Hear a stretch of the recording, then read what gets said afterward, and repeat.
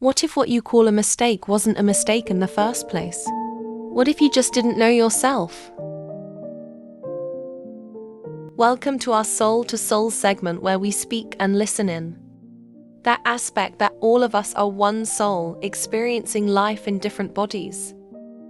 Therefore, one's happiness is everyone's happiness, and when one is hurt, we are hurt as a collective to some extent. So today we're looking at how we can learn from our mistakes and those. First, when you fail at some things, it doesn't make you a failure in life. For example, things like losing your job, losing a relationship or marriage, or maybe a friend or family member betrayed you. Most of the time, we only blame ourselves for such situations, which brings even more pain with no solution, causing us to hate ourselves even more. We never look for anything positive from such situations. And to be honest, at first glance, no one can see it. But what if you are missing something? When you calm down and think deeper, you will always see some light where there was only darkness. Let's say you are now hurting because your relationship failed. Maybe your partner cheated or things just didn't work out, and you separated. The easiest way out here is to blame yourself or your partner, right? But what if you learn from that? Because there are things that even our parents can't teach us in life. And no amount of school fee can prepare you for such situations, right? And again, what if none of you was right or wrong? What if you were both wrong and right? Like they say, it takes two to tango, right? What if you never knew yourself to start with? Talk less your partner?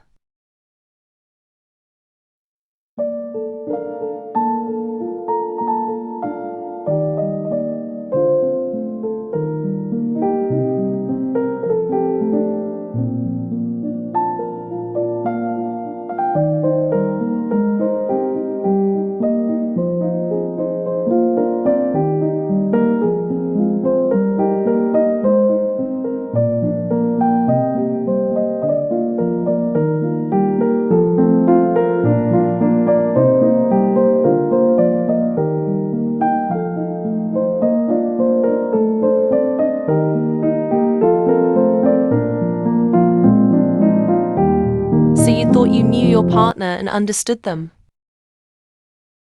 But as it turns out, you even didn't know yourself. Okay. How do you explain that? And who is wrong or right in this situation now? The bottom line is that no one is right or wrong. Not even the friends or relatives you might want to blame. I understand how it hurts, but you have to just let that pain pass through your heart without trying to resist or leave in denial. Because the more you resist, the longer it takes to heal. Just hold on to the belief that your God can never let you down at any cost unless if that's what you want for yourself. You in life, there are things which must happen to us so we can learn from them. There are times where not even our loving parents can save us from that fall. Not even yourself, because you know why. You needed that experience so you can be able to save yourself in future. That sounds like a win in disguise to me, and it should to you as well, so stop blaming and hating yourself. Because the news here is that there was no mistake from the start. Nothing was good or bad, just lessons for you. Not against you, my love. And do you know what's even more important? You now know yourself. And once you know yourself, you know everything and everyone, trust me. First, you know which partner is right for you. Secondly, you now know how to communicate with them because you now know what you are saying and what it means to you. Third, you now know what kind of friends to keep closer. And the ones you can only love at a distance, right? Because you know what kind of person you know what you need to improve. You can also easily spot red flags in a person, which you could not have seen before, even if someone tried to show you. Right.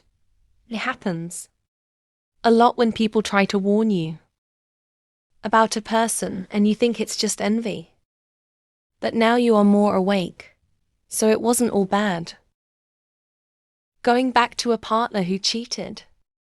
You didn't like it, and that's why the relationship ended. Now you want to blame them. I'm not saying cheating is okay or normal. At least not to me. Okay, you blame them for lying to you. If they had told you from the start that they would cheat on you in future, would you have believed and left them? I'm sure you would have just laughed it off and went to bed, right? Or let's say, you were blaming yourself because you think you were not good enough, right? Now, tell me, how do you define good in your language? In a relationship, how about good enough? Can you give us a general definition that can work for everyone? No, you cannot. No one can. As far as I am concerned, there is no standard unit for that when it comes to relationships. And when someone comes to tell that they are certified in relationships and they can point out what makes someone good enough or not good enough, most times I just reserved my comment. What do you think? I think it's time to take a deep breath and smile through your tears and that heartache. Start seeing some light. On that note, I would like to leave you with one quote from one of my favorite authors. In one of her books, The Game of Life and How to Play It, she wrote that no man is your friend, no man is your enemy, everyone is your teacher. I think I can resonate with that particular sentence. If not anything else from her book, until we meet next time, I hope you start loving every bit of you. Don't forget to leave your opinions. Also subscribe to my other channel, Daily Biggest, for more fashion inspirations, and I will see you all there.